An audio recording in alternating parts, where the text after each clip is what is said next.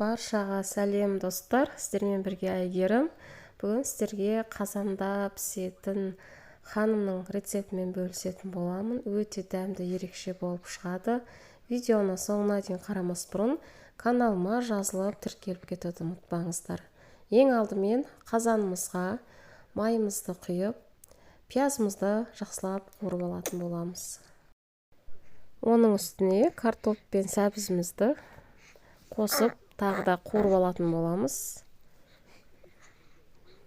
Енді кішкене қуырып алғаннан кейін бұның үстіне томат пастасын салып, тағы да 1-2 минуттай жақсылап қуырып алатын боламыз. Достар, біз әдетте мантыны, ханымды манты қазанға жасап, үстіне жаңағы соусымыз дайындап құйып жатамыз. Бұда тікелей соустың үстіне піскен ханым өте ерекше болып шығады.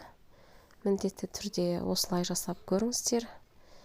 Енді осының үстіне біз жарты литрдай су құйып, тұз, бұрыш, паприка және де кориандр, лавр жапырағы, осыларды үйде қандай дәмдеуіштер бар, мен осындай дәмдеуіштер қосамын.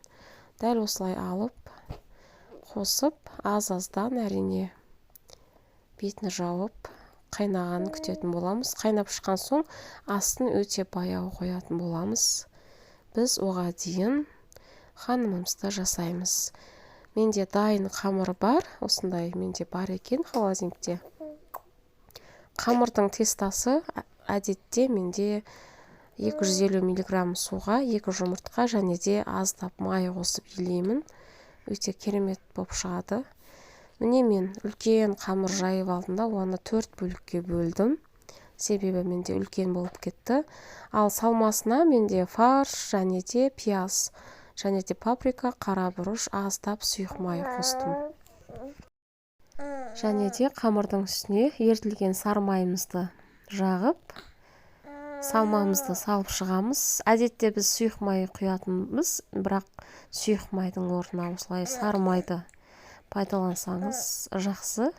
Себебі бізде сұйық май көбінесе калориясы жоғары, майлы болып, біздің денсаулығымызға зиянды.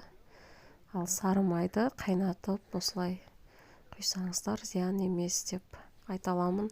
Дәл осылай қамырымызды орап, міне мен 4-ке бөлгендіктен осылай болып шықты қамырым. Барлығын осылай жасап аламыз.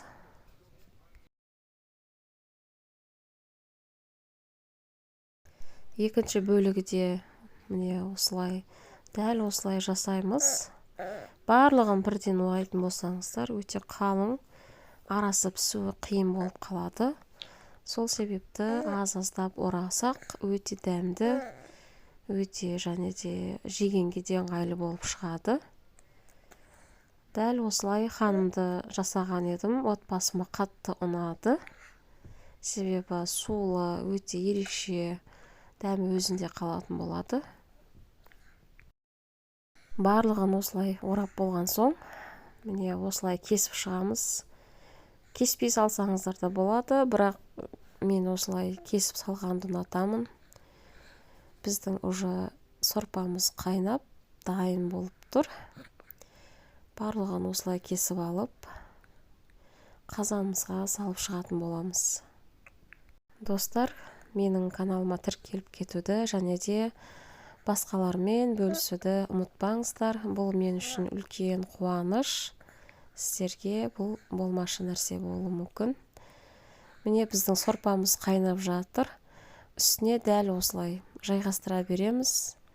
Ешқандай езіліп кетпейді. Қорықпастан сала беріңіздер. Отбасыларыңыздың барлығына ұнайды, сөзсіз. Әсіресе манты қазан болмай қалған жағдайда осылай жасай бересіздер. Манты қазан жоқ деп жасамай отырмайсыздар. Міне барлығын осылай қойып шығып, 30-35 минутқа бетін жауып қоямыз. Міне бізден арадан 30-35 минутымыз уақыт өтті. Біздің ханымымыз пісті. Мен алдыменен қанымды бөлек тарелкаға алып аламын. Сосын астындағы біздің картошканы кәдімгі үлкен легенге салып, оның үстіне қанымды салып шығамын осылай. Және де қалауларыңыз бойынша бетіне пияз және де немесе көк пияз салсаңыздар болады. Ұнаған болса басқалармен бөлісуге ұмытпаңыздар. Сіздермен болған Әйгерім.